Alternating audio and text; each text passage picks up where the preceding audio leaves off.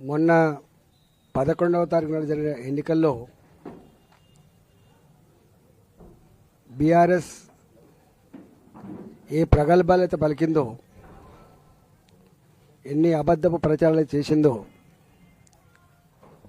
ఎన్ని ప్రలోభాలకు గురి చేసిందో వాటి కాదని బీజేపీ బలపరిచినటువంటి అభ్యర్థుల్ని కమలాపూర్లో, శనిగరంలో, గుండేళ్ళలో, గూడూరులో, గూనిపర్తిలో గెలిపించడమే కాకుండా దాదాపు 5 గ్రామాలలో మేము మద్దతు ఇచ్చినాం. అది దేశరాజపల్లె కావచ్చు, కానిపర్తి కావచ్చు, ఇవాళ గోపాలపురం కావచ్చు, మాదన్నపేట కావచ్చు, నేరళ కావచ్చు, ఇట్లా అనేక గ్రామాల మద్దతు కూడా ఇచ్చినాం. జనరల్గా ఈ ఎన్నికలు ప్రజలతో ఆ నాయకుడికి ఉండే వ్యక్తిగతమైన సంబంధాల మీద ఆధారపడి ఉంటాయి.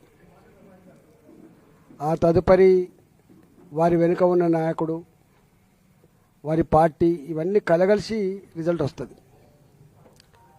ఆశ్చర్యకరమైన విషయం ఏంటంటే ఈ దఫా చాలా గ్రామాలలో మేము ఇండిపెండెంట్గా పోటీ చేస్తాం, మాకు ఎవరు అక్కర్లేదు, మాకెవరితో ఐడెంటిఫికేషన్ అక్కర్లేదు అని చెప్పి చాలా గ్రామాలలో పార్టీలు ఉన్నప్పటికీ కూడా ఇండిపెండెంట్గా పోటీ చేసిండ్రు. వాళ్ళకు నమ్మకం ఉన్న, విశ్వాసం ఉన్న నాయకులతోటి ఒక నిమిషం 2 నిమిషాల వీడియోని సపోర్ట్ అడిగిన తప్ప అంతకంటే మిక్కిలి లేదు. అయినా మేము వీడియోలో సపోర్ట్ చేసినటువంటి వాళ్ళు కూడా గెలిచింది.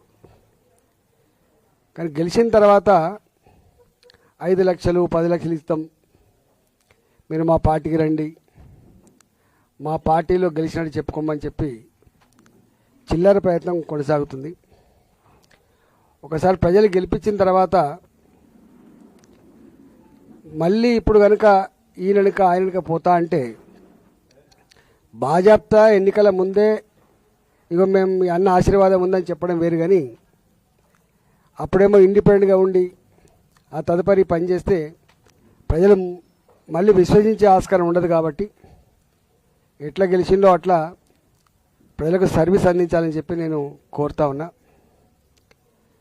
జనరల్గా 50% సీట్లు కాంగ్రెస్ పార్టీ గెలుచుకున్నట్టుగా చెప్తా ఉంది. జనరల్గా ఇక్కడ సరే టెక్నికల్గా సతీష్ ఉన్నాడు, లేకపోతే కళాధర్ ఉన్నాడు, కళాధర్ వనిజ ఉంది, రాజు ఉన్నాడు, మేము వచ్చి ప్రచారం చేయొచ్చు. కానీ ఎక్కడ పార్టీ పరమైనటువంటి గుర్తులు ఉండవు, ఓన్లీ ఇండివిజువల్ గుర్తులు మాత్రమే ఉంటాయి. జనరల్గా స్థానిక సంస్థల ఎన్నికలు అంటేనే అధికార పార్టీకి అనుకూలంగా ఉంటాయి. రేపు గ్రామాలకు ఏమైనా ఫండ్స్ కావాలన్నా, లేకపోతే ఎంపీటీసీలకు ఏమైనా ఫండ్స్ కావాలన్నా ఉంటుంది. ఇంత ఉన్నప్పటికీ కూడా ఈ ప్రభుత్వం మీద వ్యతిరేకత ఉండి 50% కూడా సీట్లు రాలే. వాళ్ళు అనుకుంటాను మేము 50% గెలిచామని చెప్పి, 50% కూడా సీట్లు రాలే. గెలిచిన వాళ్ళని తన ఖాతాలో వేసుకునే ప్రయత్నం చేయొచ్చు, కానీ ప్రజలు మాత్రం కాంగ్రెస్ పార్టీ పట్ల ఎంత విముఖత ఉందో దీన్ని బట్టి అర్థం కావాలి. రేవంత్ రెడ్డి గారు ఈవెంట్ మేనేజర్ లాగా మారిపోయిండు. ఇవాళ ఫుట్బాల్ ఏదో మెస్సీ ఫుట్బాలు, సింగరేణిలో కోటలు బాగు చేయడానికి పైసలు లేవు, సింగరేణిలో అప్పులు తెచ్చుకుంటే తప్ప జీతాలు లేని పరిస్థితి ఉంటే సింగరేణి నుంచి 100 కోట్ల రూపాయలు ఖర్చు పెట్టి 70 కోట్ల రూపాయలు ఆయనకి ఇచ్చి ఒక క్రికెట్ స్టేడియంని దాన్ని మార్చి కోట్ల రూపాయలు ఖర్చు పెట్టి ఎంసీహెచ్ఆర్డీలో తన ఫుట్బాల్ ట్రైనింగ్ కోసం ఒక గ్రౌండ్ తయారు చేసుకొని దానికి కోట్ల రూపాయలు ఖర్చు పెట్టి ఇలా 100 కోట్ల రూపాయలు సింగరేణి డబ్బులు ఖర్చు పెట్టి సింగరేణి కార్మికులకి కోటలు బాగు ఏమేమి పైసలు లేవు, కానీ రేవంత్ రెడ్డి గారికి మాత్రం తన ఈవెంట్ మేనేజ్మెంట్ కోసం మాత్రం 100 కోట్లు ఖర్చు పెట్టడం అనేది ఇలా ఉత్తర తెలంగాణ ప్రజానికం అంతా కూడా ఏవేగించుకుంటున్నారు.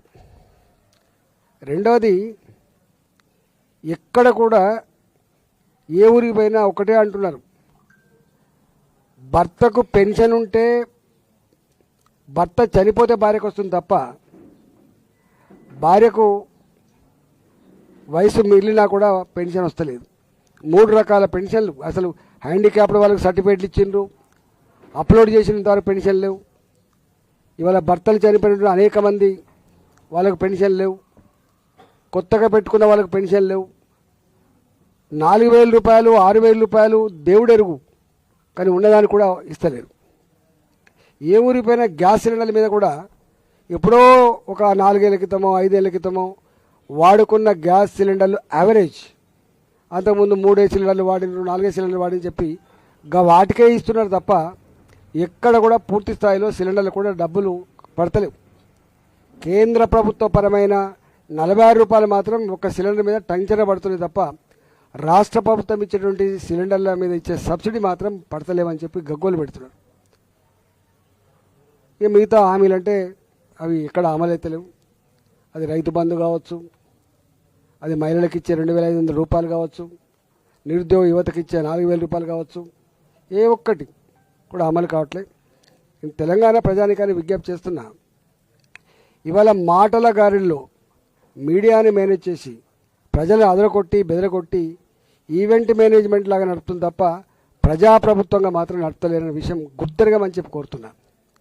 ఇవాళ ఈ సర్పంచ్, ఈ వార్డు మెంబర్ ఎన్నికల్లో కూడా విపరీతంగా డబ్బులు ఖర్చు పెట్టి మద్యం ఏరులై పారించి ప్రలోభ పెట్టేటువంటి ప్రయత్నం చేసి ఖాతాలో వేసుకోవడం కాదు, ప్రజాభిప్రాయాన్ని గెలుచుకోవాల్సి ఎక్కడ ఉందని చెప్పి నేను విజ్ఞప్తి చేస్తున్నా. మూడవది, ఈ మధ్య వారం 10 రోజులుగా చూస్తున్నాం, బీఆర్ఎస్ పార్టీ 1,000 కోట్ల రూపాయలు కుంభకోణం చేసిందని చెప్పి స్వయంగా వాళ్ళ కూతురు మాట్లాడుతుంది. లేదు లేదు, మీ భర్తనే ఆనాడు కేసీఆర్ బిడ్డగా అల్లుడిగా మీరే చేస్తున్నారని చెప్పి పడుతున్నాడు.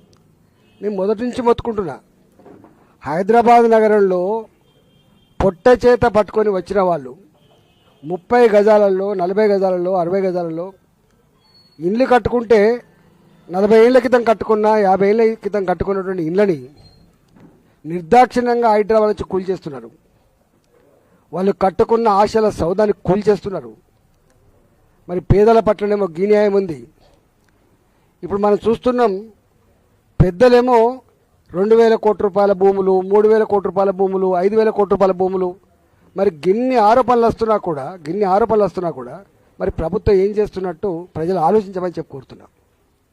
మేము మొదటి నుంచి మొత్తుకుంటున్నాం, పేదలకు ఒక న్యాయం, పెద్దలకు ఒక న్యాయం.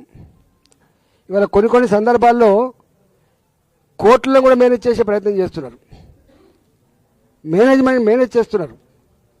నా దగ్గర ఎల్లమ్మ బండి అని ఉంటుంది కుక్కడపల్లిలో, 97 ఎకరాల భూమి, అది ఎకరం 70 కోట్లు 80 కోట్లు ఉంటుంది, దాదాపు 7,000 కోట్ల రూపాయల భూమి. నేను 2007 నుంచి కొట్లాడ పెట్టుకొని ఆపిన.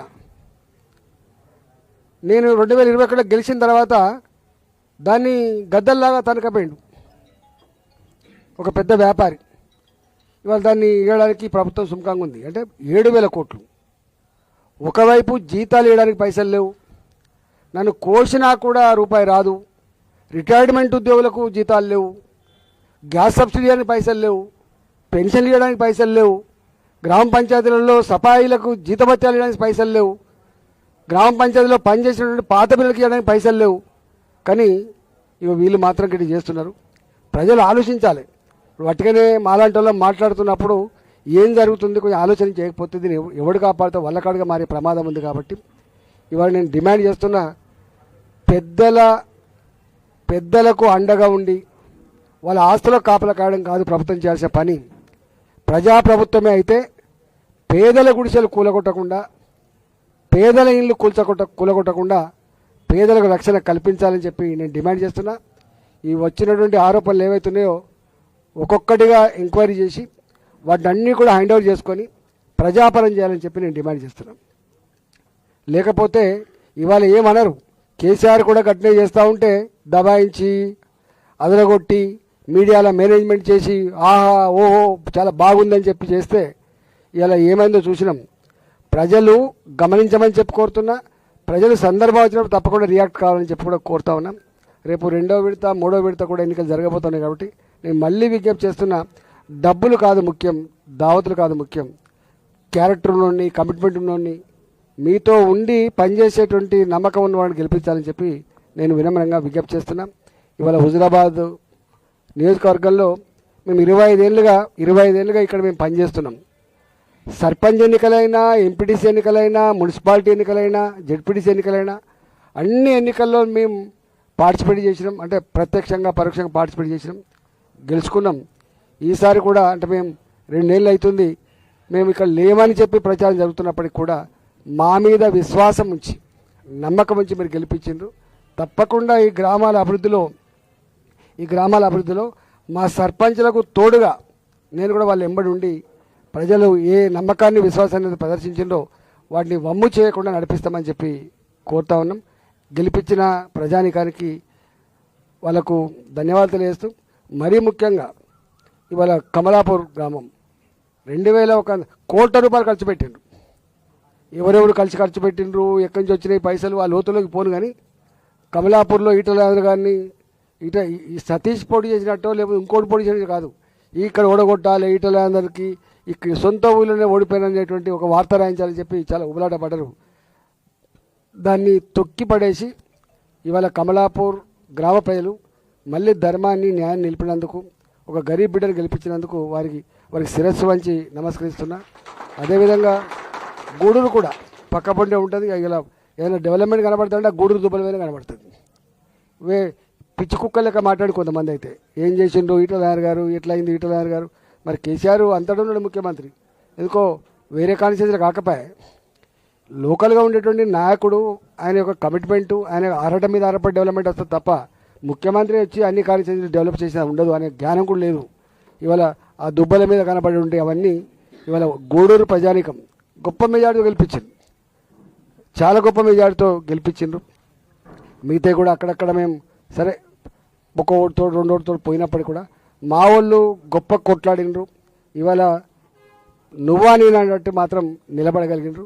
రాబోయే కాలంలో తప్పకుండా ఇలా వేణవంక, హుజురాబాద్, అదేవిధంగా మా జమ్మికుంట, ఇల్లంతకుంట ఈ 4 మండలాలకు 17వ తారీఖున ఎన్నికలు జరగబోతున్నాయి. కాబట్టి ఆచితూచి ఆలోచించి ఓటేయమని చెప్పి నేను విజ్ఞప్తి చేస్తున్నా. వచ్చే ఎంపీటీసీ జెడ్పీటీసీ ఎన్నికల్లో కూడా తప్పకుండా ఇదే పద్ధతిలో మేము కష్టపడి పనిచేస్తాం, గెలుచుకునే ప్రయత్నం చేస్తాం. మున్సిపాలిటీ ఎన్నికల్లో కూడా ఇదే పద్ధతిలో పనిచేస్తామని చెప్పి తెలియజేస్తా ఉన్నాం.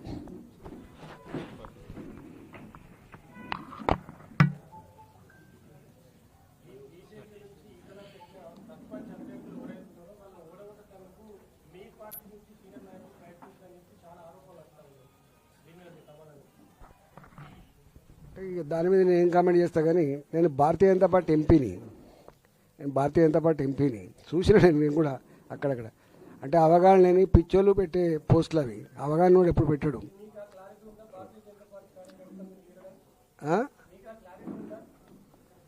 వాళ్ళు చెప్పాలి ఎవడు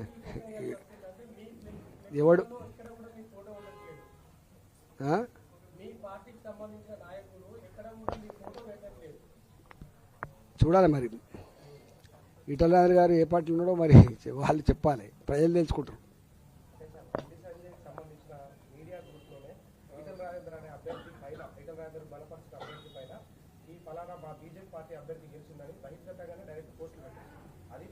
అవగాహన ఉన్నోడు చేస్తాడా? అవగాహన ఉన్నోడు ఈ మాట మాట్లాడతాడా?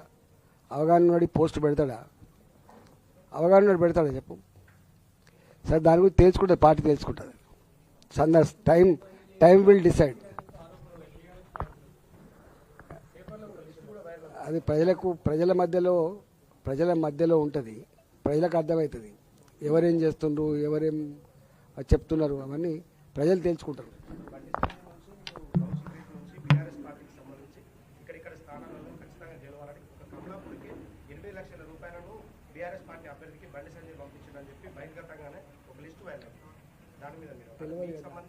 నాకు తెలియదు, మీకు అది తెలిస్తే మీరు రాసుకోండి, కానీ నాకేం చెప్తాను చెప్పి నేను ఎట్లా కామెంట్ చేయాలి? చెప్తాను, సందర్భాలు చెప్పేటప్పుడు చెప్తా. ఇప్పుడు వాటికి ఎలక్షన్స్ ఉన్నాయి, మధ్యలో ఉన్నాం.